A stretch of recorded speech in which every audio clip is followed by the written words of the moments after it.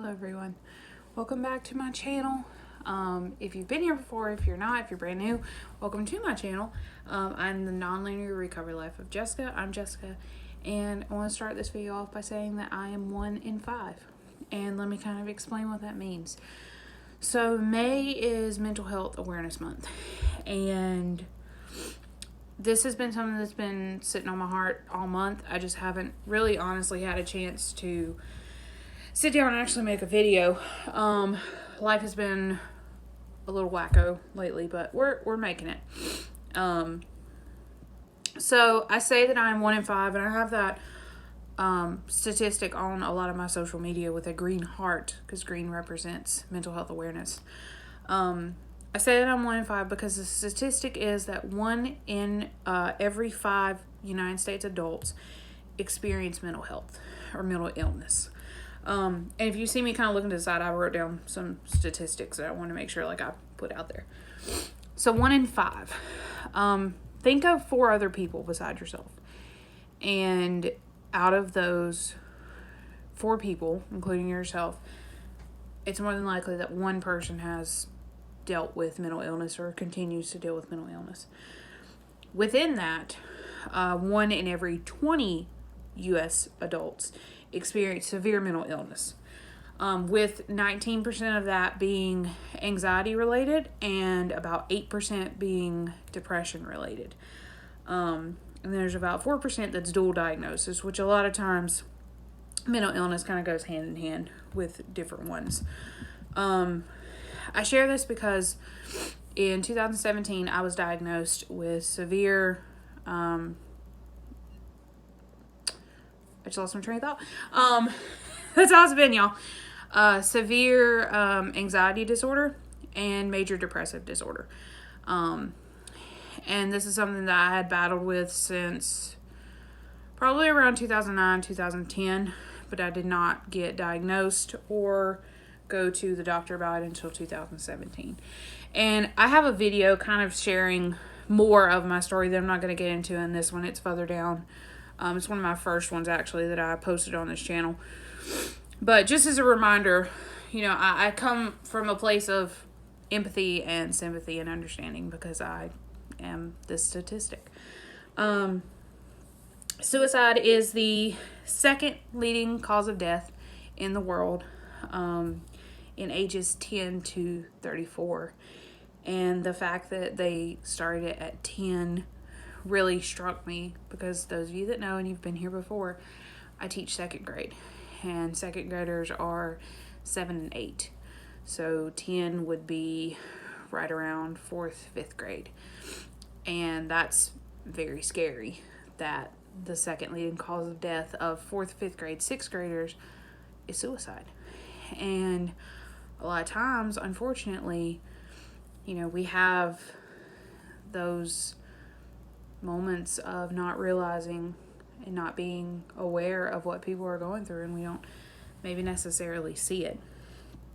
And it's actually the 10th leading cause of death in the United States alone.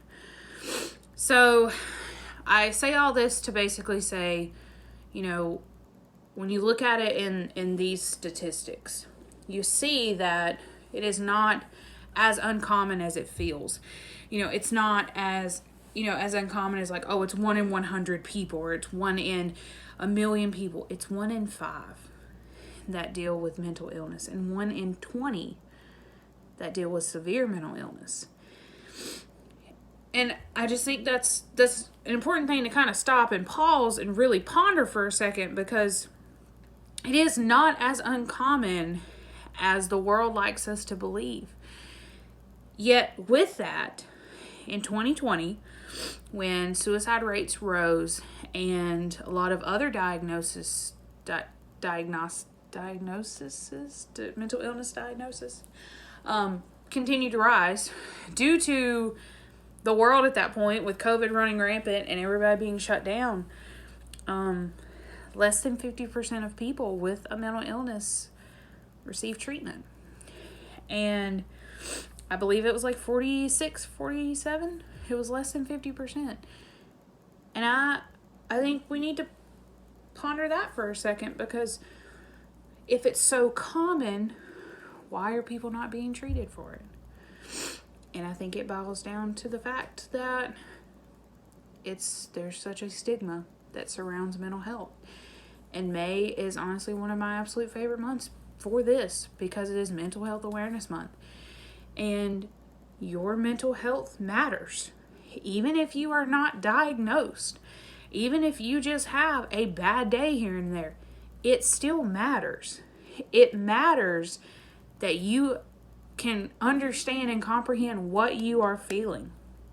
And I will always be a very loud advocate for supporting mental health and helping people get help, because I'm not a doctor. I don't know how to help except for just helping you cope and getting you in the right direction. I can't solve it, but I can help you and make you hopefully know that you're not by yourself. And less than 50%, because there's such a stigma. And I feel like we all just need to stop. We need to stop looking at people who come out and say, I have a mental illness. We need to stop looking at people as they are like terrible, or like, oh my gosh, we need to start pitying them. None of us, and I can speak, because I'm in this statistic, none of us want pity. If anything, we just want someone there. We just want to know that somebody's there. And I know that there's, a lot of people who maybe they do want pity. And I'm not speaking for everybody. I can't speak for everybody. I speak for myself. But just knowing that somebody's there is what's important. So I share all this to say that it is Mental Health Awareness Month. It's May. And I share these statistics to hopefully open your eyes to those of you who are not aware of how common it is, yet how many people don't get help because of the stigma around it. Let's stop the stigma. Let's stop the stigma. And I got a tattoo last summer. It was unplanned, but it's something that I'd worn for a long time. And I got my semicolon tattoo. And it is for suicide awareness, suicide prevention. I am a statistic of someone who had suicidal thoughts. I never attempted suicide, but I had thoughts of it. And I'm still here today because I'm here to tell you that suicide is not the answer. And I have that on my arm right there, so that every time I look down and I move to grab something with my right hand, which is my dominant hand, I see it and I remember that I'm here for a purpose. And every day when I get up and I take a breath, or every day when I get up and I feel my heart beating, I have a purpose. I'm still here for a reason. Whether that is in teaching my kids every single day, or whether that is helping my fiance, helping my friends, helping strangers, whatever that may be, I want that as my reminder. Mental health is not a bad thing. Having mental illness is not the end of the world. And I've always said since I got diagnosed, because it took me a long time to get to this point, to accept it, that my mental illness is not me. It is a part of me. And therefore I choose to live with it and get treatment for it so that I can live as normal of a life as I can, but still acknowledge that I have it. So May is Mental Health Awareness Month, and here's my challenge to you. I want you to reach out to your friends, your family, and I just want you to check in, because it's a rough time. The world is crazy, and it has been crazy since COVID, and it's just gotten crazier with other things. It's scary out there. So let's reach out to the people that we care about. Even the ones that you talk to on a daily basis, but especially the ones that you don't. Reach out and check on people. Tell them that you love them. Tell them that you're there for them. You don't have to understand it to be a friend to someone with it. Because I understand not everyone's going to get it, and that's okay. But you don't have to understand it to show someone that you care and you're there. So I hope you all have a wonderful day. I hope you all have been great. I'm sorry I've been MIA. Life has been crazy. But I am making it through. I am currently watching the Johnny Depp Amber Heard trial, and I'm watching her cross-examination, and I'm just living my best life. So I hope you all are wonderful, and I'll see you guys later. Love y'all.